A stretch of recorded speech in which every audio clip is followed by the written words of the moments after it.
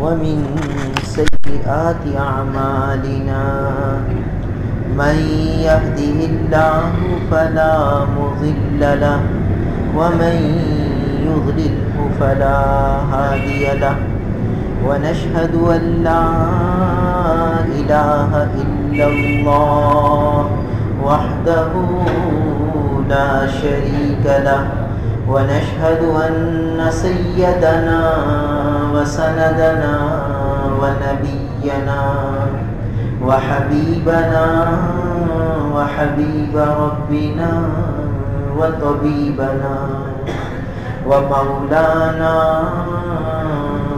محمدا عبده ورسوله أما بعد فأعوذ بالله من الشيطان الرجيم بسم الله الرحمن الرحيم يا أيها المزمل قم الليل إلا قليلا نصفه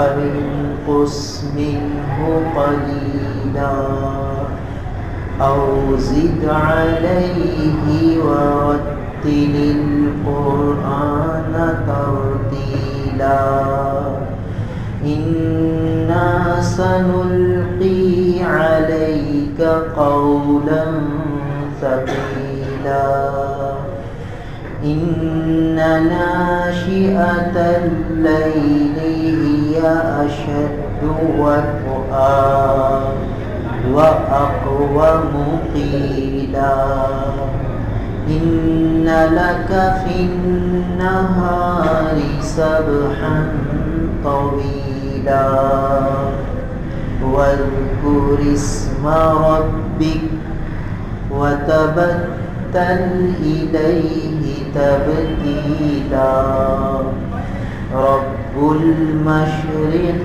والمغرب لا إله إلا هو فاتخذه وكيلا واصبر على ما يقولون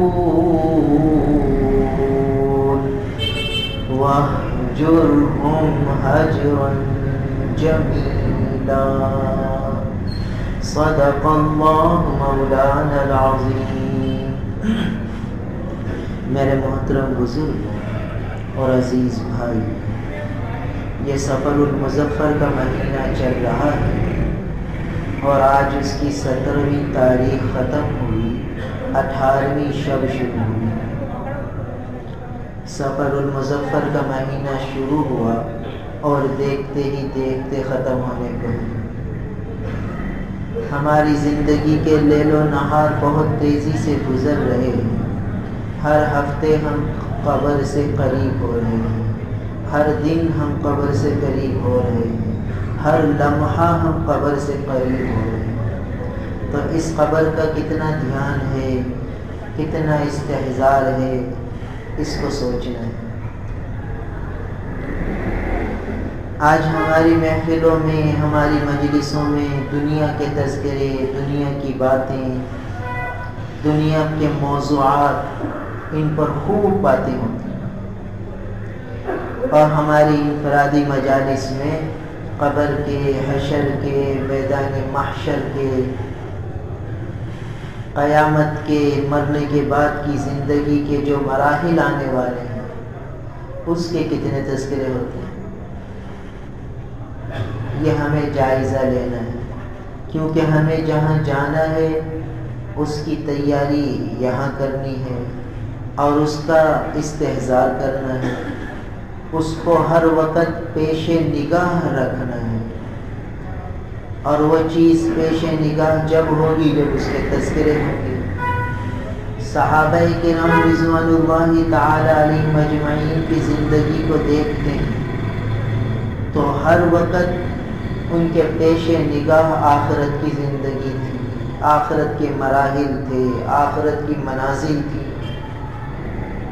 اس لیے وہ دنیا میں منہمک نہیں تھے، دنیا میں بالکل مشغول نہیں تھے، دنیا کو اختیار کیا تھا، دنیا میں رہتے تھے، دنیا میں سارے کام کرتے تھے، ان کی شادی بیاہ بھی ہوتی تھی، ان کی تجارتیں بھی ہوتی تھیں، لینا دینا بھی ہوتا تھا، طلاق تک نوبتیں پہنچتی تھیں، جھگڑے بھی ہو جاتے تھے، لڑائیاں بھی ہو جاتی تھیں، ایک درخت پر جھگڑا ہو جاتا تھا، تھوڑی سی زمین پہ جھگڑا ہو جاتا تھا، مگر پھر ختم ہو جاتا، پھر ختم بھی ہو جاتا۔ تو وہ بھی یہ دنیا میں زندگی گزارتے تھے اور ہم بھی اسی دنیا میں زندگی گزار رہے ہیں، ہم بھی انہی صحابہ کے نام لیوا ہیں، مگر ہم دنیا میں مشغول ہو گئے، دنیا میں منہمک ہو گئے، آخرت کی زندگی پیش نگاہ نہیں رہی، آخرت کے تذکرے نہ رہے، آخرت کے مذاکرے نہ رہے، آخرت کی باتیں ہماری محفلوں میں نہ رہی، اس لیے ہم دنیا میں ایسے مگن ہوئے کہ آخرت سے غافل ہوئے۔ تو اب ضرورت اس بات کی ہے کہ خوب آخرت کے تذکرے ہوں، مرنے کے بعد کی باتوں کو اپنی مجلسوں کا موضوع بنایا جائے کہ کتنی تیاری ہو چکی ہے، کتنی تیاری باقی ہے۔ بہرحال سفر المظفر کا جب مہینہ آتا ہے تو بہت سی مستورات، بہت سی خواتین سورہ مزمل کا ختم کرتی ہیں، اور جیسے کہ پچھلے ہفتے بتلایا تھا کہ یہ سوچ کر ختم کرتی ہیں کہ سفر المظفر کا مہینہ باہری مہینہ ہے، اس میں بلائیں نازل ہوتی ہیں، اور اس کی نحوست سے بچنے کے لیے ہم اگر سورہ مزمل کا ختم کر لیں گے تو بلاؤں سے بچ جائیں گے، مشکلوں سے بچ جائیں گے۔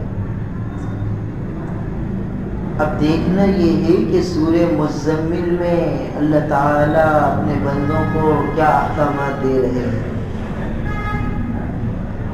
پہلے بھی یہ بات بتلائی تھی کہ مشائخ کا تجربہ ہے، اللہ کے نیک بندوں کا تجربہ ہے کہ جب کسی پر کوئی مشکل گھڑی آ جائے، کوئی حالات آ جائے، کوئی آزمائش اور ابتلا آ جائے، اور وہ سورہ مزمل پڑھ کے اللہ سے دعائیں کرے تو اللہ تعالیٰ اس کی مشکل کو آسان فرما دیتے ہیں، اس کی پریشانی کو دور فرما دیتے ہیں۔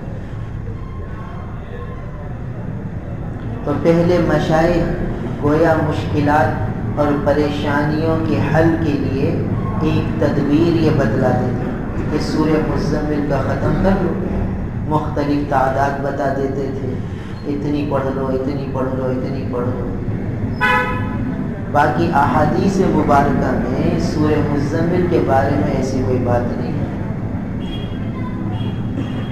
احادیث مبارکہ میں سورہ یاسین کے متعلق آتا ہے، سورہ ملک کے بارے میں آتا ہے، سورہ بقرہ کے بارے میں آتا ہے، سورہ کہف کے بارے میں آتا ہے، سورہ سجدہ کے بارے میں آتا ہے، سورہ اخلاص کے بارے میں آتا ہے، قل اعوذ برب الفلق، قل اعوذ برب الناس، اس کے بارے میں آتا ہے۔ بہت سی صورتوں کے متعلق فضائل آئے ہیں، مگر سورہ مزمل کے بارے میں کوئی خاص ایسی روایت نظر سے نہیں گزری۔ باقی مشائخ کا یہ تجربہ ہے، اللہ کے نیک بندے یہ فرماتے ہیں کہ اگر یہ مسائل اور مشکلات میں اس کا ختم کر لیا جائے تو اللہ تعالیٰ آسانی عطا فرما دیتے ہیں۔ اب پہلے کے جو اکابر تھے، پہلے کے جو مشائخ تھے، پہلے کے جو اللہ کے نیک بندے تھے، وہ اللہ کے بندوں کو اللہ سے جوڑ دیتے تھے، مختلف تدابیر اختیار فرماتے تھے، ان کو مختلف وظائف دے کر کہ بھئی یہ وظیفہ کرو۔ اور اس وقت آدمی کا دل بھی اللہ سے مانوس ہوتا تھا، تو جب وہ یہ وظیفہ کرتا تھا تو اس کا دل اللہ سے لگ جاتا تھا، جڑ جاتا تھا، اور پھر وہ خود بھی اللہ والا ہی بن جاتا تھا، اللہ سے لینا سیکھ جاتا تھا۔ تو وہ اللہ والے اس کو کچھ وظائف بتا دیتے پریشانیوں میں گھرے ہوئے آدمی کو، وہ ان وظائف کو، وہ وظائف کیا ہوتے تھے؟ اللہ کے نام ہی ہوتے تھے، اللہ کا کلام ہی ہوتا تھا، وہ اس کو اختیار کرتا اور نہ صرف اس کی مسائل حل ہوتے بلکہ وہ اللہ کا مقرب بن جاتا، اللہ کا محبوب بن جاتا اور اپنی زندگی کو شریعت کے سانچے میں ڈھال لیتا۔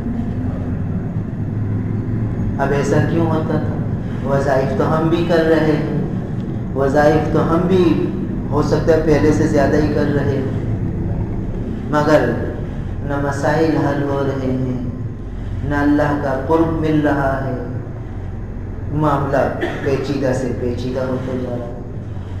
تو اس کی ایک اہم وجہ یہ ہے کہ پہلے کے لوگ ان کا مقصود وظائف سے رضائے الہی ہوتا تھا، ضمناً مسائل کا حل ہوتا تھا۔ وہ ان وظائف کے ذریعے، اللہ کے نام کی تسبیحات کے ذریعے، سورہ مزمل کا ختم کے ذریعے اللہ کو راضی کرنا چاہتے ہیں۔ گویا اس وقت کے مشائخ ان کو یہ بتاتے تھے کہ اصل اللہ کو راضی کرنا ہے، اللہ تعالیٰ راضی ہو گئے تمہارے سارے کام بن گئے۔ اور اللہ کو راضی کرنے کا طریقہ یہ ہے کہ تم یہ وظیفہ اختیار کرو، اللہ کا یہ نام اتنی دفعہ لو، اللہ کا یہ کلام اتنی دفعہ پڑھو، قرآن پاک کی فلاں سورت کو اتنی دفعہ پڑھو، اور اس طرح اللہ راضی ہو جائیں گے تم سے۔ جب اللہ تم سے راضی ہو جائیں گے تو تمہارے کام بنا دیں گے، تمہارے لیے آسانیاں ہو جائیں گی، سہولتیں ہو جائیں گی۔ اور دیکھو جب اللہ کو راضی کرنا ہے تو اللہ کی ناراضگی والے کاموں سے بھی بچنا پڑے گا۔ اللہ کی ناراضگی والے کاموں سے بھی بچنا پڑے گا۔ جب ان کو راضی کرنا ہے اور ان کی رضا کو حاصل کرنا ہے تو جو ناراضگی والے کام ہیں ان سے بچنا پڑے گا۔ بھائی کنویں میں، ٹنکی میں چوہا گر گیا، اب اس کو پاک کرنا ہے تو پہلے چوہا نکالیں گے، پھر سارا پانی نکال کے نیا پانی بھریں گے ٹنکی میں، تو ٹنکی پاک ہو جائے گی۔ اور اگر کوئی دمادم پانی ڈالتا رہے چوہا نہ نکالے، ایک مرتبہ پانی کی ٹنکی خالی کر لی، چوہا وہی موجود ہے، پھر دوبارہ پانی بھر لیا، پھر ناپاک ہو جائے گا۔ پھر ساری ٹنکی خالی کی، چوہا نہیں نکالا، پھر ساری ٹنکی بھر لی، تو بھائی ساری زندگی بھی وہ پانی بھرتا رہے اور ٹنکی خالی کرتا رہے، کبھی پاک نہیں۔ پہلے وہ چوہے کو نکالے، پھر ایک دفعہ ساری ٹنکی صاف کر دے، پانی نکال دے، نیا پانی بھر دے، پاک ہو جائے۔ تو اللہ کو راضی کرنا ہے، تو اللہ کو راضی کرنے کے لیے اللہ کی ناراضگی والے کاموں کو چھوڑنا پڑے۔ جب اللہ کی ناراضگی والے کاموں کو چھوڑ دیں گے پھر یہ وظائف اختیار کریں گے، کیونکہ مقصود رضا الہی ہے، تو پھر رضا بھی ملے گی، کام بھی بنے گی، سارے بگڑتے کام سنور جائیں گے۔ تو پہلے کے مشائخ جب وظائف دیتے تھے تو بندے کا تعلق اس طرح اللہ سے جوڑتے تھے، اس کو بنیادی طور پر یہ بتاتے تھے کہ بھائی تمہارا مسئلہ ضرور حل ہوگا اور اللہ ضرور حل کریں گے، بس تم اللہ کو راضی کرنے کے چکر میں پڑ جاؤ، اللہ کو راضی کرو، ان کو مناؤ۔ تو پھر وہ بندہ لاشعوری طور پر، غیر ارادی طور پر، ارادی طور پر اللہ کو راضی کرنے میں لگ جاتا تھا اور ان وظائف کو اختیار کرتا تھا، اللہ کی ناراضگی والے کاموں سے بچتا تھا۔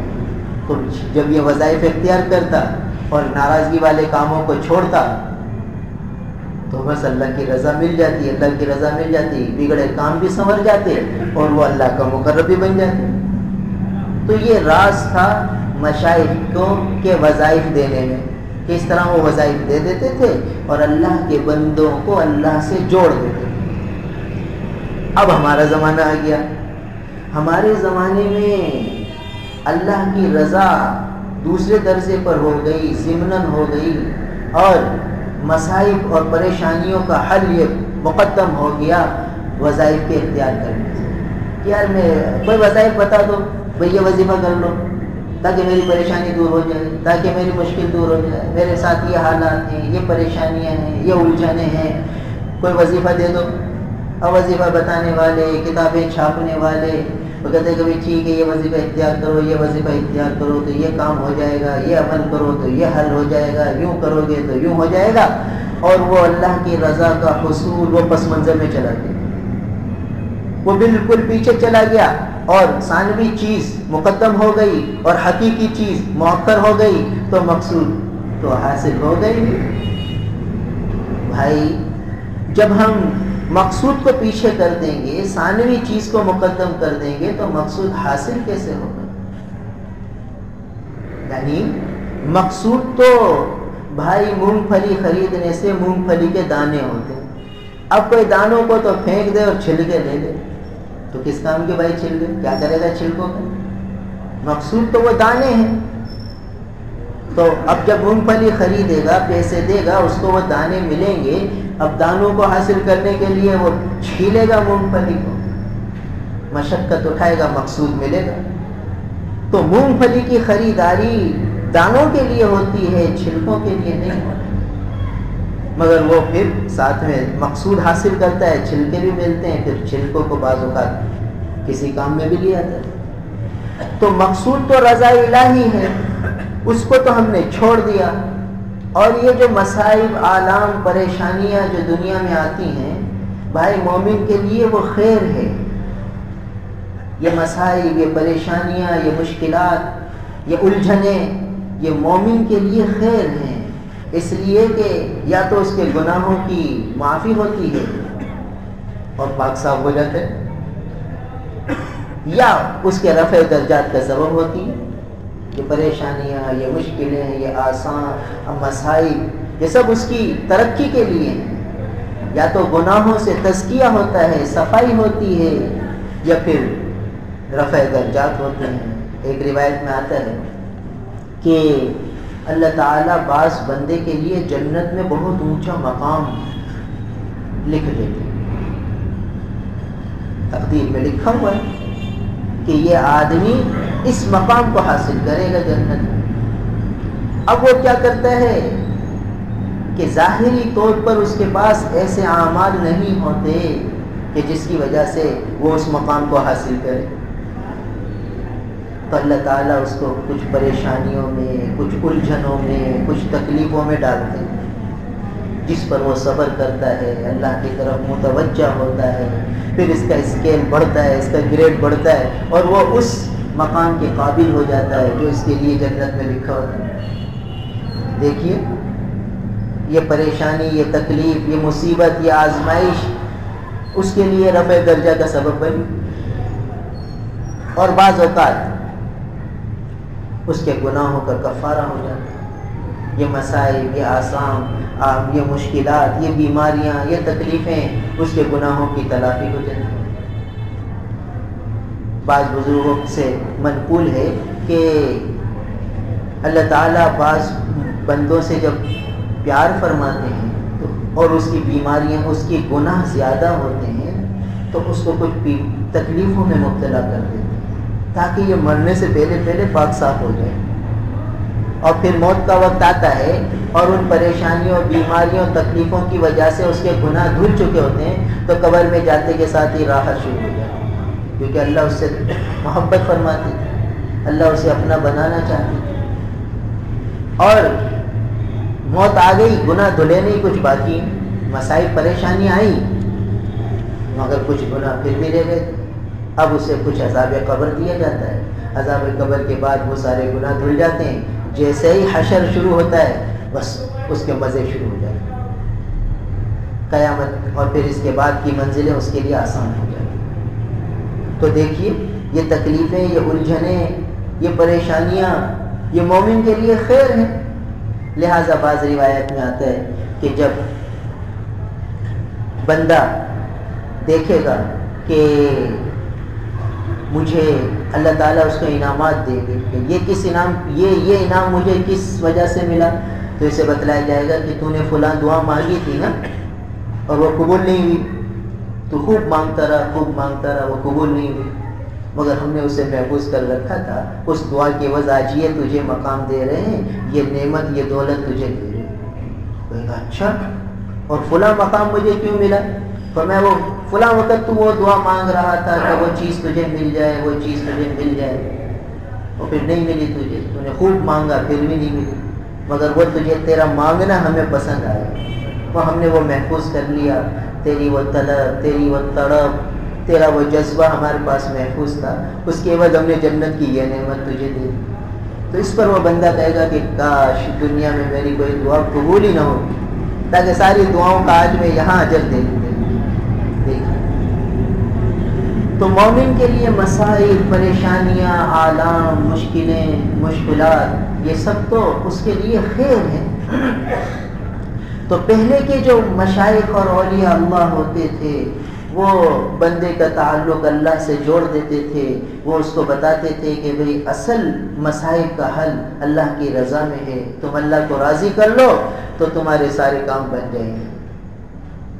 تو اللہ کی رضا مقدم ہوتی تھی وظائف کے اختیار کرنے سے، اور مسائل پریشانیوں کا حل ہو جانا یہ ثانوی درجہ رکھتا تھا، دوسرے درجے میں تھا، تو کام بن جاتے تھے۔ لہٰذا آپ جب وظائف کی کتابیں دیکھتے ہیں، پڑھتے ہیں، تو وہ لکھا ہوتا ہے بھئی یہ وظیفہ مجرب ہے، اس پہ تجربہ کیا جا چکا ہے کہ جس نے یہ کیا اس کو فائدہ ہوا۔ اب چونکہ ہمارے سامنے بس وہ ظاہری فائدہ ہے، ثانوی چیز ہے، وہ اللہ کی رضا کا حصول وہ محو ہو گیا، وہ نگاہوں سے اوجھل ہو گیا، اس کو ہم نے بالکل پرے ڈال دیا، اور اللہ کی ناراضگی والے کاموں سے بچنا یہ بھی چھوڑ دیا، بس مسلسل وظیفوں میں لگے۔ ہمارے پاس کوئی ساتھی آتا ہے کہ بھئی کوئی وظیفہ بتا دو، ہم اسے کہتے ہیں فجر میں اٹھو اور فلاں عمل کرو، کیونکہ فجر میں تو اٹھنا مشکل ہے، کسی اور وقت کر لوں۔ دیکھیے فجر کی نماز فرض ہے، فرض کی اس کو چاہت نہیں ہے کہ میں فرض کو پورا کروں، اور ایک نماز کو قضا کر دینا اللہ تعالیٰ کے نزدیک اللہ کو کتنا ناراض کرتا ہے یہ معلوم ہے، کہ ایسا ہے جیسے اس آدمی کے مال اولاد سب ہلاک ہو گئے، کچھ بھی نہ رہا، ایسے اتنا بڑا نقصان جس آدمی کا ہو، اتنے اللہ اس سے ناراض ہو جاتا ہے، اور قبر میں کیسا عذاب مسلط ہوگا، جو اس کو ڈستا رہے گا فجر کی قضا کرنے کی وجہ سے ظہر تک، ظہر کی قضا کرنے کی وجہ سے عصر تک۔ بتائیے کتنا سخت اللہ کی ناراضگی ہے۔ تو اس ناراضگی کو دور کرنے کے لیے تیار نہیں ہے کہ تو وظیفہ کسی اور وقت کر لوں، یعنی اس کا مقصد وظیفے سے میری پریشانی دور ہو، اللہ راضی ہو نہ ہو یہ مجھے پتہ بھی نہیں، نہ میرے حاشیہ خیال میں ہے کہ مجھے اللہ کو بھی راضی کرنا ہے، یعنی یہ چیز اللہ معاف فرمائے عمومی طور پر نہیں، الا ماشاء اللہ۔ تو پھر جن کا مقصود رضا الہی ہوتا ہے پھر ان کے وظیفے میں جان آ جاتی ہے۔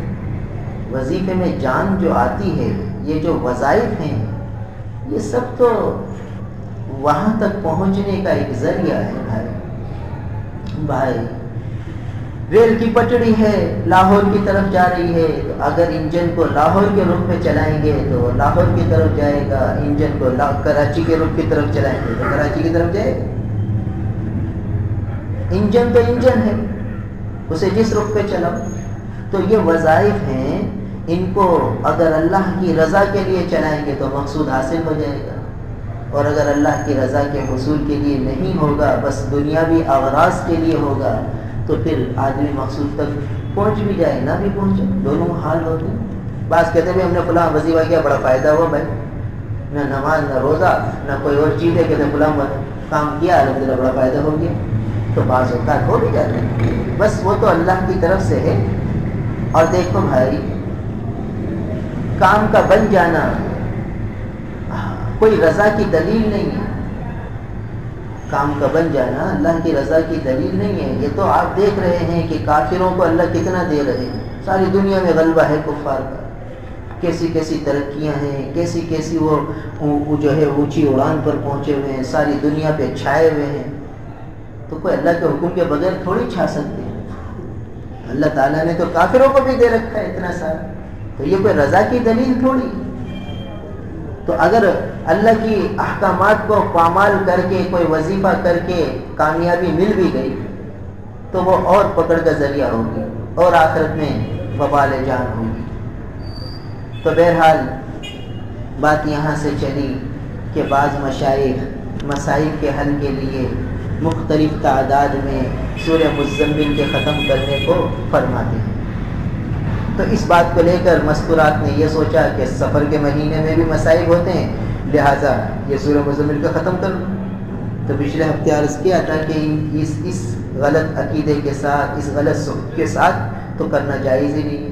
ویسے اگر کوئی روز سورہ مزمل پڑھ لے تو اچھی بات ہے، خیر کی بات ہے۔ پھر یہ دیکھنا ہے کہ سورہ مزمل پڑھ رہے ہیں تو اس کے مضامین کیا ہیں، اس میں اللہ تعالیٰ اپنے بندوں سے کیا خطاب فرما رہے ہیں، کیا احکامات اپنے بندوں کو دے رہے ہیں، یہ بھی تو دیکھنا ہے۔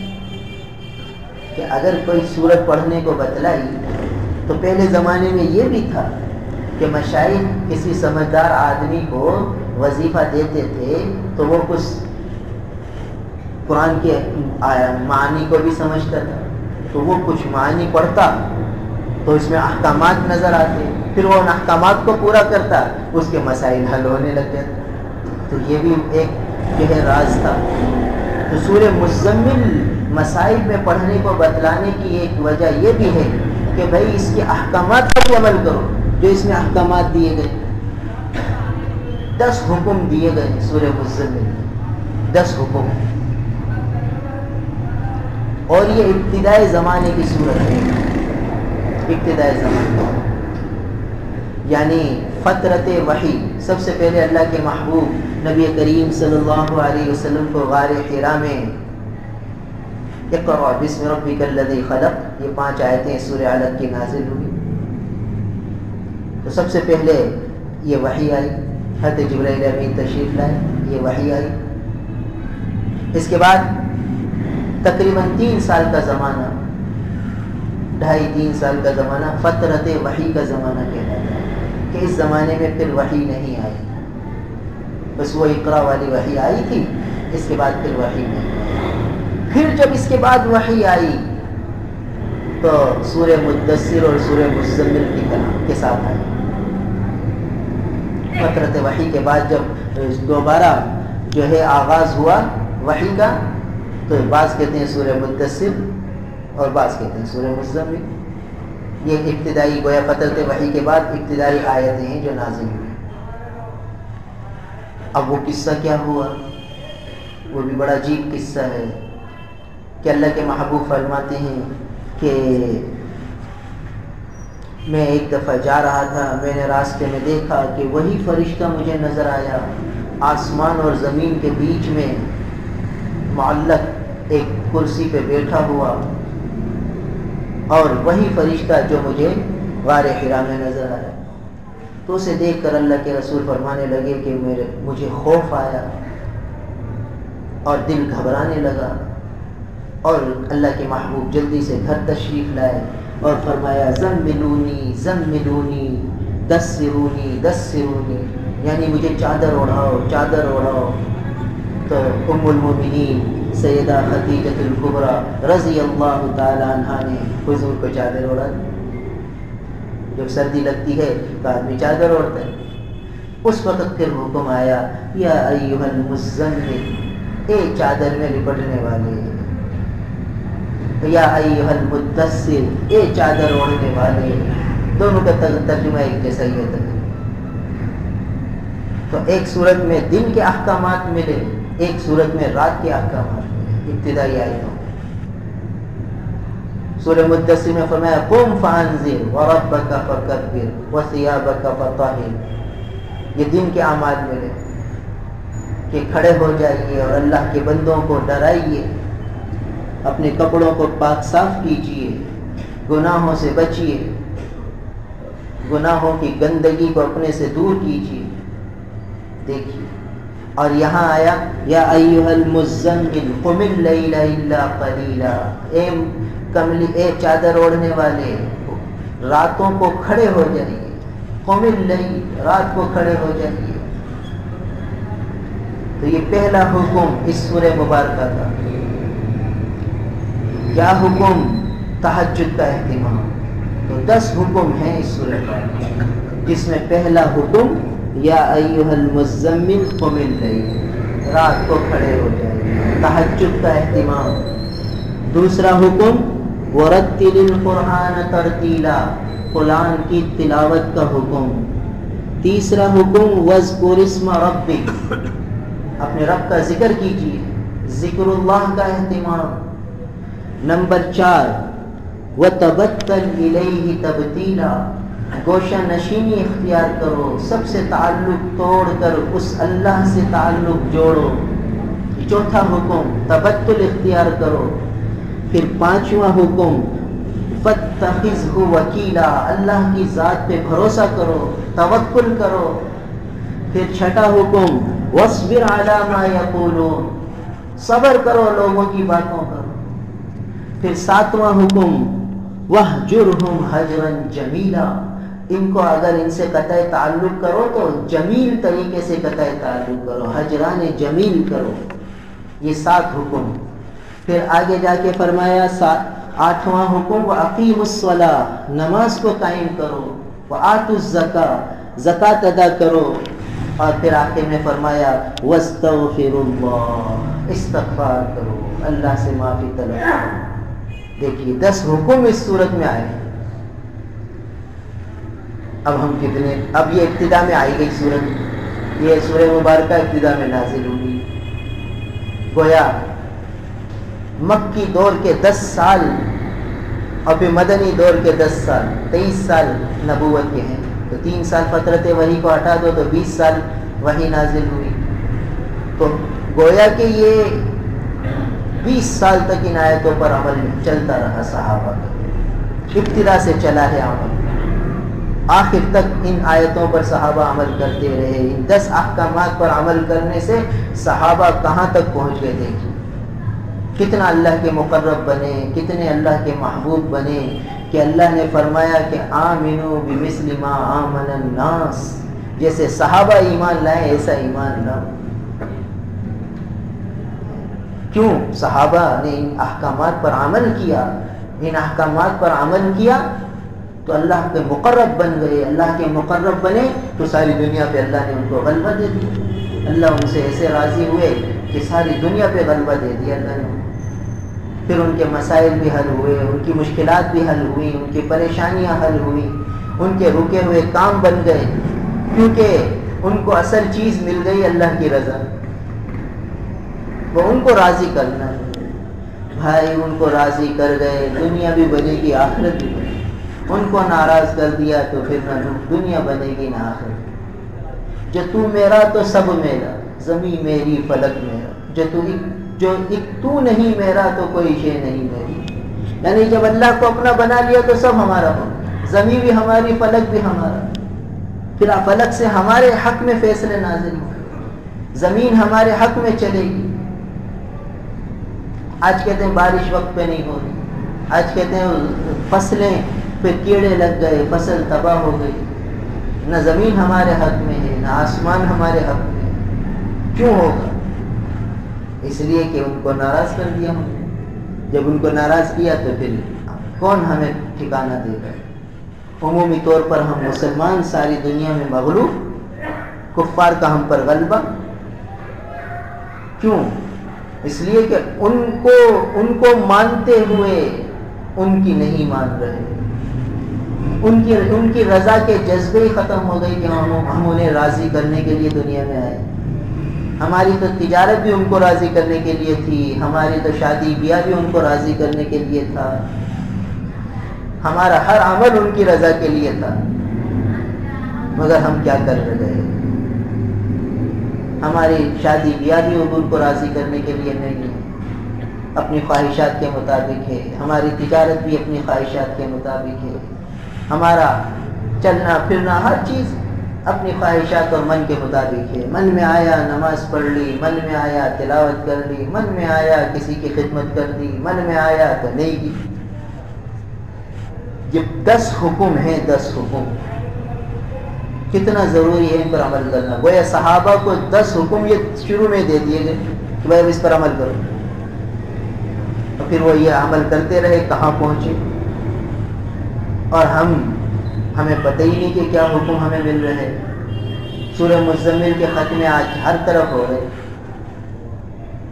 اور جو یہ ختم کر رہی ہیں، جو مستورات بیچاری یہ آیتیں پڑھ رہی ہیں، ان کو یہی پتہ نہیں کہ ہم کیا پڑھ رہے ہیں، اس آیت میں ہمیں اللہ کا کیا حکم مل رہا ہے. اس آیت میں کہا گیا کہ وَرَتِّلِ الْقُرْآنَ تَرْتِيلًا. اس صورت میں کہا گیا قُمِ اللَّيْلِ، رات کو اٹھ جائیے، تہجد کا اہتمام کیجئے. تو تہجد تو کیا فجر بھی نہیں ہو رہی. اس صورت میں تو تہجد کا اہتمام بتلایا گیا، ہم سے فجر نہیں ہو رہی. اور یہ صورت یہ آیت بار بار پڑھ رہے ہیں قُمِ اللَّيْلِ إِلَّا قَلِيلًا قُمِ اللَّيْلِ. اب ایک عورت سورہ مزمل کے ختم میں جائے گی تو کم از کم 3 دفعہ تو پڑھے گی، 10 دفعہ پڑھے گی. تو 10 دفعہ اس حکم کو پڑھ رہی ہے، اس کی خلاف ورزی کر رہی ہے. پھر آگے آیا رتل القرآن ترتیلا، قرآن کو ٹھہر ٹھہر کر پڑھو، معانی کے استحضار کے ساتھ پڑھو. اور اس کو تو بس جلدی ہے کہ جلدی سے یہ ختم ہو، دعا ہو، پھر دیکھ کھلے تو کھانا کھائیں. اس وجہ سے جلدی جلدی جلدی جلدی ختم کرے تاکہ ختم ہو تو پھر کھانا شروع ہوگا. تو صریح یہ آیت پڑھ رہی ہے اور اس کی خلاف ورزی. وَرَتِّلِ الْقُرْآنَ تَرْتِيلًا، حکم پڑھا، حکم کی خلاف ورزی. قُمِ اللَّيْلِ، حکم پڑھا، حکم کی خلاف ورزی. پھر وَاذْكُرِ اسْمَ رَبِّكَ، ذکر اللہ کا اہتمام کرو. تو ذکر سے تو غافل ہی غافل، غفلت ہی غفلت. حکم پڑھا، حکم کی خلاف ورزی. پھر فرمایا وَاصْبِرْ عَلَىٰ مَا يَقُولُونَ، تو صبر کرو، صبر کے بجائے بے صبری. ادھر کھانا لگا، کیسی بے صبری، کیسی عورتیں ٹوٹ پڑتی ہیں. یعنی جو حکم نقد اس کی خلاف ورزی. جو حکم پڑھا، 5 دفعہ پڑھا، 10 دفعہ پڑھا، فوراً اس کی ناشکری، اس کی خلاف ورزی، اسی وقت نقد. بتاؤ، اس طرح پڑھ کر، اس طرح خلاف ورزی کر کے اب ان بیچاریوں کو پتہ بھی نہیں کہ ہم خلاف ورزی کر رہے ہیں. یعنی ان بیچاری پڑھنے والیوں کو تو پتہ بھی نہیں کہ کیا حکم آیا، کیا پڑھ گئے، کیا کر گئے، کیا چیز ہم پڑھ رہے ہیں، کیا دولت ہے جو ہم حاصل کر رہے ہیں، کچھ پتہ نہیں. اور صراحتاً خلاف ورزی. تو اللہ کی مدد کیسے آئے گی، اللہ کی رحمت کیسے آئے گی. حکم پڑھ کے حکم توڑا تو رحمت کیسے برسے. حکم پڑھ کے تو پھر کوشش کرنی ہے، کوشش نہیں کرے تو افسوس کرنا ہے، حسرت کرنی ہے، اپنی نالائکی کا استحضار کرنا ہے کہ یا اللہ ہم تو کچھ نہیں کر سکتے. تو کچھ بھی نہیں. قرآن کہہ رہا ہے تبتل الیہ تبتیلا، یکسوئی سے رکو، یکسوئی اختیار کرو، تنہائی اور گوشہ نشینی اختیار کرو. اور حکم ہو رہا ہے کہ بھئی کل فلاں جگہ ختم ہوگا، کل فلاں جگہ ہوگا، کل فلاں جگہ. حکم پڑا، حکم کی خلاف ورزی، تو کیسے رحمت برسے. تو بہرحال یہ سورہ مبارکہ ابتدا میں نازل ہوئی تو پہلا حکم آیا اس سورہ مبارکہ میں تہجد کا اہتمام. قم اللیل، رات کو کھڑے ہو جائیے. علماء اور مشائخ فرماتے ہیں کہ سردی کی راتیں تہجد کی راتیں، لمبی رات ہوتی ہے. دیکھو 7:30 بجے عشاء ہوتی ہے عام طور پر مسجدوں میں.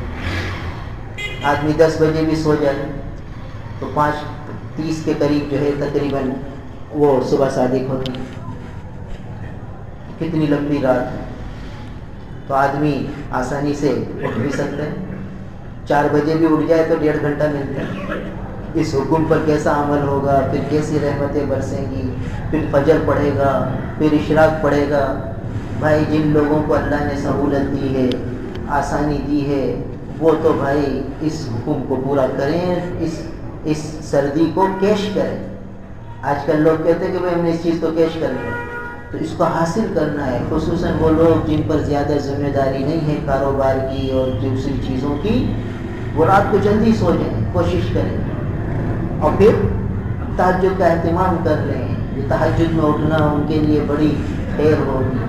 اور جو مشغول ہیں وہ کیسے تہجد حاصل کریں کہ بھئی رات 11 بجے دکان بند ہو رہی ہے، 12 بجے گھر آ رہے ہیں، کھانا کھا رہے ہیں، 1 بج رہا ہے سوتے سوتے. تو بھائی وہ کیسے تہجد پڑھیں. پھر کیسے اشراق تک جاگیں، پھر دوسرے دن پھر صبح دکان پہ جانا ہے، آفس میں جانا ہے، تو مشغول لوگ کیسے تہجد پڑھیں؟ اللہ تعالیٰ بڑے شفیق ہیں، بڑے مہربان ہیں، بڑے عطا فرمانے والے ہیں، اپنے کسی بندے کو محروم نہیں فرماتے۔ تو تہجد کا دروازہ عشاء کے بعد سے کھل گیا۔ علماء فرماتے ہیں کہ عشاء کے بعد عشاء کی سنتیں پڑھی، پھر 4 رکعت 2 کر کے پڑھ لی تہجد کے نیت سے، پھر وتر پڑھ لیے، تو اس کو بھی تہجد کا ثواب مل گیا۔ یعنی جو مشغول لوگ ہیں اور رات کے آخری پہر میں نہیں اٹھ سکتے، تو ان کے لیے بھی تہجد کا دروازہ کھلا ہوا ہے، وہ بھی تہجد گزار لوگوں کی فہرست میں آ سکتے ہیں۔ عشاء کی سنتوں کے بعد 4 رکعت 8 رکعت جتنی اللہ ہمت دے تہجد کی نیت سے پڑھ لیں، پھر وتر پڑھ لیں، یا پھر گھر پہ آئیں، کھانا کھائیں، کھانا کھا کے پھر 2-4 رکعت نفل پڑھیں تہجد کی نیت سے، پھر وتر پڑھیں، پھر سو جائیں۔ تو انشاءاللہ یہ بھی تہجد گزاروں میں شامل ہو جائیں، اور جن کو سہولت ہے وہ اول وقت میں افضل وقت میں پڑھیں، رات کو سو جائیں پھر اٹھ جائیں۔ یہ اعلیٰ درجہ ہے تہجد کا، اور وہ ادنا درجہ ہے۔ تو بھائی اعلیٰ درجے کا حصول ممکن نہیں، تو بھائی ادنا درجے میں آ جائیں، کم از کم پاسنگ مارکس تو لے لیں بھائی، یعنی کم از کم پاس تو ہو جائیں، کم از کم تہجد گزاروں کی فہرست میں نام تو آ جائے ہمارا، گویا قم اللیل پر ہم عمل تو کر لیں، ادنا درجے میں عمل ہو جائے۔ کتنا آسان رکھا ہے تہجد کو اللہ نے، اور تہجد گزاروں کو کیا دولتیں ملے گی، ایسے ایسے جنت میں بالا خانے ہیں کہ جن کا تصور دنیا میں نہیں ہو سکتا۔ اس میں کیسی مہک ہوگی، کیسی خوشبو ہوگی، کیسے اونچے اونچے مقامات ہوں گے تہجد والوں کے لیے۔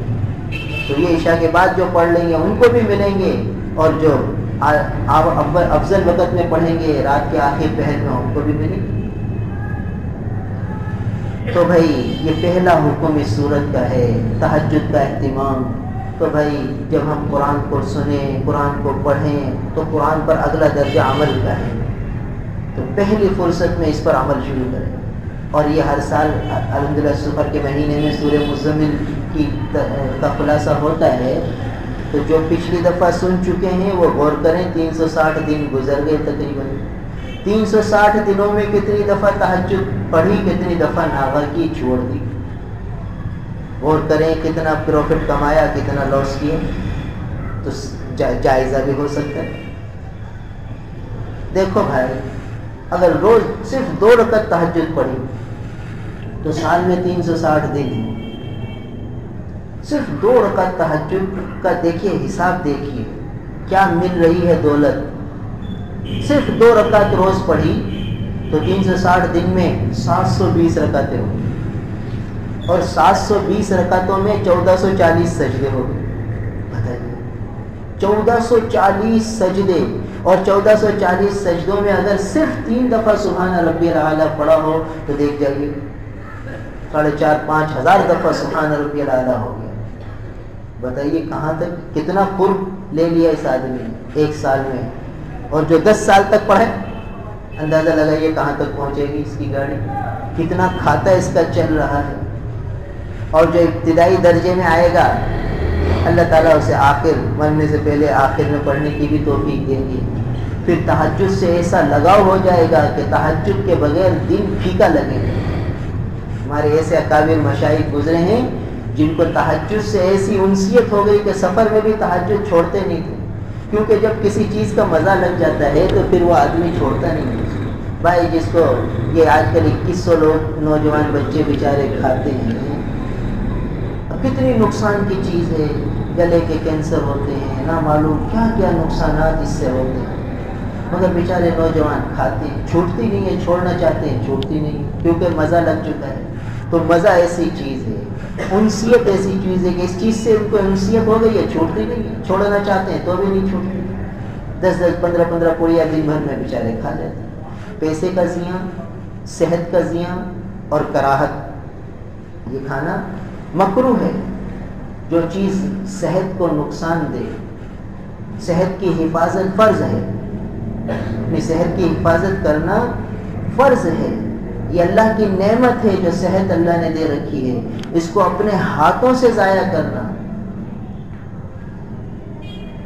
یہ اپنے ہاتھوں سے ضائع کرنا یہ ناجائز ہے، اس کی اجازت نہیں۔ اسی لیے خودکشی کو حرام قرار دیا نا۔ کیوں حرام قرار دیا؟ کہ یہ زندگی اللہ کی نعمت تھی، اس نے جان بوجھ کر اس نعمت کو ختم کیا تو ہمیشہ کے لیے برباد ہوا، کبیرہ گناہ ہوا۔ اور خودکشی کرنے والے کے لیے حکم یہ ہے کہ نیک لوگ، مسجد کے امام، علماء، صلحاء اس کی نماز جنازہ نہ پڑھے، عام لوگ پڑھ لیں، کیونکہ ہے تو مسلمان، اور کبیرہ گناہ کی حالت میں دنیا سے گیا۔ تو حرام قرار دیا خودکشی کو۔ کیوں حرام قرار دیا؟ کہ اس نے اللہ کی ایک نعمت جو زندگی کی نعمت تھی اس کو اس نے ختم کیا۔ تو یہ جو پڑیا بیچارے کھا رہے ہیں یہ صحت کی نعمت کو ختم کر رہے ہیں، دھیرے دھیرے ختم کر رہے ہیں، صحت کی نعمت کی خودکشی کر رہے ہیں اپنے ہاتھوں سے۔ تو بتائیے ان کے لیے کتنا نقصان ہے، آخرت میں کتنی پکڑ ہے۔ پھر مال کا زیاں ہے، اپنے ہاتھوں سے اپنے مال کو ضائع کر رہے ہیں، اپنی صحت کو اپنے ہاتھوں سے ضائع کر رہے ہیں۔ مگر مزہ لگ چکا ہے تو چھوٹ بھی نہیں۔ تو جس کو تہجد کا مزہ لگ جائے تو ہم نے اپنے اکابر کو دیکھا ہے کہ پھر ان سے سفر میں بھی نہیں چھوٹتی، کہتے ہیں حضرت سفر ہے چھوڑ دیں۔ ارے بھائی سفر میں بھی کیوں ہم پروفٹ کا لاس کریں؟ بہت سے لوگ جو پوچھتے ہیں کہ بھائی سفر میں سنتیں نفلیں تو معاف ہیں۔ ہاں بھائی واقعی معاف ہیں، مگر پروفٹ میں کیوں لاس کریں؟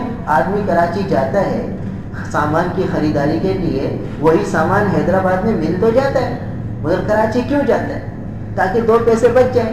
اس کے لیے گھر چھوڑتا ہے، سفر کرتا ہے، مشقت اٹھاتا ہے تاکہ 2 پیسے بچ جائیں۔ تو بھائی سفر میں بھی جب نوافل اور سنتیں سہولت ہے تو ضرور پڑھیں تاکہ خوب نفع ملے۔ اور جلدی ہے، لوگوں کو پریشانی کا خطرہ ہے تو پھر نفل سنتیں چھوڑ دیں، فرض ادا کر لیں، واجب ادا کر لیں۔ سہولت ہے، آسانی ہے، لوگوں کو ہماری وجہ سے پریشانی نہ ہو تو پھر سنتیں بھی پڑھے، نفلیں بھی پڑھے۔ کیوں اپنا فائدہ ضائع کرتا ہے؟ آخرت کا پروفٹ کیوں چھوڑتا ہے؟ تو جس کو پھر تہجد کی چاٹ لگ جاتی ہے پھر اس سے چھوٹتی نہیں، چاہے اول درجے کی لگ جائے چاہے آخر درجے کی لگ جائے، جس کی عادت بن جاتی ہے۔ بہت سے الحمدللہ ایسے نوجوان بچے بھی ہیں جو آخر پہر میں نہیں اٹھتے مگر عشاء کے بعد پڑھنے کا معمول ہے، مگر چھوٹ جاتی ہے تو پریشان ہو جاتے ہیں، اور جب تک پڑھ نہیں لیتے چین نہیں آتا، عادت جو بن گئی، تعلق جو ہو گیا۔ تو اس لیے بھائی ایک سال میں روزانہ صرف 2 رکعت پڑھنے سے کہاں تک کھاتا کھل رہا ہے کہ 1440 سجدے ہو رہے ہیں، 720 رکعتیں ہو رہی ہیں، 1500 سجدوں میں سے ایک بھی پسند آ جائے بھائی اللہ میاں کو، ہمارا کام بن گیا، آخرت بھی بن گئی، دنیا بھی بن گئی، اور کیا چاہیے۔ اس لیے نماز کو شارٹ کٹ نہ کریں۔ آج کل بس عشاء کی نماز پڑھی، 2 سنتیں، 3 وتر، بھائی اللہ کا شکر ہے اللہ نے فرض ادا کرا دیا۔ واقعی اللہ کا شکر ہے، اللہ نے توفیق دے دی، مگر کتنا بڑا پروفٹ کا لاس کر دیا ہم نے۔ وتر کے بارے میں علماء نے لکھا ہے کہ وتر سونے سے پہلے پڑھے افضل ہے۔ وتر مستقل ایک الگ نماز ہے، عشاء کے ساتھ نہیں ہے۔ عشاء الگ نماز ہے، وتر الگ نماز ہے۔ ہم لوگ سمجھتے ہیں جیسے عشاء کی سنتیں ہیں ایسے عشاء کے وتر ہے، عشاء کے وتر نہیں ہے۔ وتر مستقل الگ نماز ہے، اس کا مستقل الگ وقت ہے، اعلیٰ اور افضل وقت تہجد کا ہے، صبح صادق سے پہلے، اور درمیانی وقت سونے سے پہلے، آخری درجے کا وقت عشاء کے ساتھ۔ عشاء کی سنتیں پڑھی پھر وتر پڑھ لی، آخری درجے کی بات ہے۔ تو بھائی اگر ہم آج آخری درجے پر ہوں گے تو ہماری اولادیں اور نیچے آئیں گی، ہم اعلیٰ درجے پر ہوں گے تو تھوڑی پیچھے ہوں گی، بعد والے اور پیچھے ہوں گے۔ تو اب ہمیں سستی نہیں کرنی، ہمیں آگے بڑھنا ہے تاکہ ہماری اولادیں، ہماری نسلیں بھی اس پر رہیں، یا کم از کم پھر واجب فرض سنت تک آ جائیں، نوافل تو نہ چھوڑیں۔ اس لیے ہمیں نوافل کا اہتمام کرنا ہے، آنے والی نسلوں کو اپنے عمل سے بتانا ہے کہ دیکھو یہ نفلیں چھوڑنے کی نہیں ہے، نفلیں پڑھنے کے لیے ہوتی ہیں، چھوڑنے کے لیے نہیں ہوتی۔ تو اس لیے ہم اپنے آخرت کے پروفٹ کو ضائع نہ کریں، زیادہ سے زیادہ جو ذخیرہ جمع ہو سکے بھائی کر لیں، ہم ذخیرہ جمع کرنے کے لیے تو آئے ہیں. یہ جو زندگی ملی ہے آخرت کی تیاری کے لیے، آخرت کے بینک بیلنس بڑھانے کے لیے ملی ہے. تو روزانہ یہ 2 رکعت سال بھر میں کتنی ہو رہی ہیں، کتنے سجدے بن رہے ہیں، کتنے سبحان ربی الاعلیٰ بن رہے ہیں. یہ حساب لگانا چاہیے. اس حساب کی طرف ہمارا نہ خیال جاتا ہے، نہ دھیان جاتا ہے، نہ طبیعت چلتی ہے. دنیاوی حساب کتاب فوراً کر لیتے کہ بھئی یہ آدمی روزانہ 10,000 روپے کما رہا ہے تو مہینے میں کتنا کما رہا ہے اور سال میں کتنے کما رہا ہے، فوراً ہم حساب لگا لیتے. مگر یہ حساب اس کی طرف توجہ نہیں. تو اب بتائیے جس آدمی کے سامنے یہ ہوگا کہ بھئی صرف 2 رکعت میں پڑھوں گا تو 720 بن جائیں گی سال میں اور 1440 سجدے بن جائیں گے سال میں، تو کیوں نہ 4 ہی پڑھ لوں تاکہ 2880 سجدے ہو جائیں میرے. تو اس کو جذبہ بنے گا اور 2 کی جگہ 4 پڑھے گا، 4 کے بعد 8 پڑھے گا، آگے بڑھے گا. یہ جذبے اس طرح تو آگے چل. جب ہم آدمی اس میں غور کرے گا، اس میں گہرائی میں جائے گا، تو اس لیے ہمیں بھائی اعمال میں آگے بڑھنا ہے. تو یہ پہلا حکم اس سورہ مبارکہ کا تہجد کا اہتمام. اس کے بعد پھر دوسرا حکم اس سورہ مبارکہ کا وَرَتِّلِ الْقُرْآنَ تَرْتِيلًا، قرآن کو ٹھیر ٹھیر کر پڑھنا. مستقل حکم قرآن کی تلاوت کا. یہ کیا دولت ہے ہمیں کچھ پتہ نہیں. ہم ایسے فقیر ہیں کہ جن کی دولت ان کی بینک بیلنس میں موجود ہے مگر ان کو پتہ نہیں کہ میرے بینک بیلنس میں کتنا اکاؤنٹ جمع ہے، میرے گھر میں کتنا قیمتی ہیرا ہے مجھے پتہ نہیں اور میں لوگوں سے بھیک مانگوں. یہ حال ہے ہمارا. یہ وہ دولت، وہ خزانہ ہے جو اللہ نے ہمیں دے رکھا ہے. اس سے اللہ کا قرب بڑھتا ہے، اس سے اللہ کی رضا ملتی ہے. اس کے ایک ایک حرف پہ 10 نیکیاں ملتی ہیں. جیسے جیسے پڑھتے چلے جاؤ دل میں انوار کی بارشیں ہوتی ہیں، غفلتیں دور ہوتی ہیں، دل کی سیاہی دور ہوتی ہے. یہ کیا چیز ہے، یہ کیا دولت ہے. یہ اللہ کے محبوب کے قلب اطہر پر حضرت جبرائیل امین کے واسطے سے آئی ہے. تو یہ وہ دولت ہے جو آقا کے زبان نبوت سے ادا ہوئی ہے. یہ وہ الفاظ مبارکہ جو ہم تک پہنچے ہیں. تو جن الفاظ مبارکہ کو ہمارے نبی ادا کریں وہ الفاظ مبارک ہم آج ادا کر رہے ہیں. وہی الفاظ ہیں جو آقا کی زبان مبارک سے نکلے، زبان نبوت سے نکلے. تو کتنی بڑی دولت ہے کہ جو کلمات طیبات آقا کے زبان مقدس سے نکلیں وہ آج ہم اپنی زبان سے ادا کریں. مناسبت ہو رہی ہے، نسبت ہو رہی ہے، تشبیہ ہو رہی ہے، مشابہت ہو رہی ہے. تو پھر آدمی سوچے کہ جب یہ کلمات مبارکہ اللہ کی محبوب کی زبان اقدس سے نکلتے ہوں گے تو انوار کی کیا بارشیں برستی. تو وہی دولت ہمارے پاس ہے. بس وہ یہ ہے کہ زبان بدل گئی، منہ بدل گیا، دل بدل گیا. تو اس لیے وہ ان کے بدلنے سے بھائی ایک ٹارچ ہے وہ ہے چائنا، وہ ہے جاپان کی اور جرمن کی. اس میں آپ نے سیل ڈالے جاپان کے اور جرمن کے، اس کی روشنی کتنی تیز ہوگی. اور ایک ٹارچ ہے چائنا کی، اس میں بھی آپ نے وہی جرمن جاپان کے سیل لگا دیے اوریجنل. اور دونوں کی روشنی دیکھ لو، آپ کو واضح فرق نظر آئے گا کہ جو جرمن کی بنی ہوئی ٹارچ ہے اس کی روشنی تیز ہوگی، جو چائنا کی بنی ہوئی ہے اس کے مقابلے میں کم. تو زبان مقدس سے جو کلمات قرآن ادا ہوئے ہیں اس کی روشنی اور ہوگی. ہیں وہی کلمات اور آج وہی کلمات ہماری زبان سے ادا ہو رہے ہیں. گناہوں سے بھری ہوئی، سیاہی میں ملی ہوئی. ہم تو اس قابل میں نہیں تھے کہ اس پاک کلام کو پڑھ سکیں. یہ اللہ نے ستاری فرما دی کہ حکم دے دیا کہ پڑھو. ہم قابل تھوڑی کہ یہ کلام الہی کو پڑھ سکیں، اپنی زبان سے ادا کر سکیں. گویا یہ بھی ایک قسم کی بے ادبی ہے. زبان ہماری پاک کہاں ہے کہ ہم اس پاک کلام کو ادا کریں. مگر یہ ایسا پاک کلام ہے کہ اس کی پاکی اتنی زیادہ ہے کہ ناپاکی کو بھی پاک کر دیتی، ساری ناپاکی ختم کر دیتی. جاری پانی جب چلتا ہے تو ساری نجاستوں کو دھو دیتا ہے. سمندر میں ساری غلاظت گرتی ہے، ایک دھار آتی ہے سمندر کی، ایک رو آتی ہے، ساری نجاست کو پاک کر دیتی ہے، پھر سارا پانی پاک ہے. تو یہ ایسا پاک کلام ہے کہ ہماری زبانوں کو بھی پاک کر دے گا، ہمارے دل کو بھی پاک کر دے گا، ہماری نگاہوں کو بھی پاک کر دے گا. ایسا پاک کلام ہے، زبان مقدس سے نکلا ہے. تو اس کی اہمیت ہمارے دل میں ہو. اس کو چومنا بھی ثواب ہے، اس کو پکڑنا بھی ثواب ہے، اس کو دیکھنا بھی ثواب ہے. اللہ کو یہ اتنی پیاری ہے کہ اللہ کا بندہ اس کو صرف دیکھ لے، صرف دیکھ لے. ایک صحابی قرآن کو اٹھاتے تھے اور فرماتے تھے ھذا کلام ربی، ھذا کلام ربی، اور چومتے تھے اور سینے سے لگاتے تھے اور آنکھوں سے آنسو جاتے. ھذا کلام ربی، یہ میرے رب کا کلام ہے، میرے رب کا کلام ہے. کیا عظمت تھی ان کے دل میں قرآن کی. آج ہمیں پتہ ہی نہیں کہ یہ کیا دولت ہے جو اللہ نے ہمیں دی ہے، کچھ پتہ نہیں. لہٰذا بھائی اس کا دھیان رکھنا ہے. وَرَتِّلِ الْقُرْآنَ تَرْتِيلًا، یہ مستقل ایک دوسرا حکم دیا گیا ہے. قرآن کی تلاوت کا، قرآن کی تلاوت کا اہتمام اپنی اولادوں میں بھی کرنا ہے، ان کو بھی پابند بنانا ہے تلاوت کا. آج مسلمانوں میں تلاوت ختم ہو گئی، باطل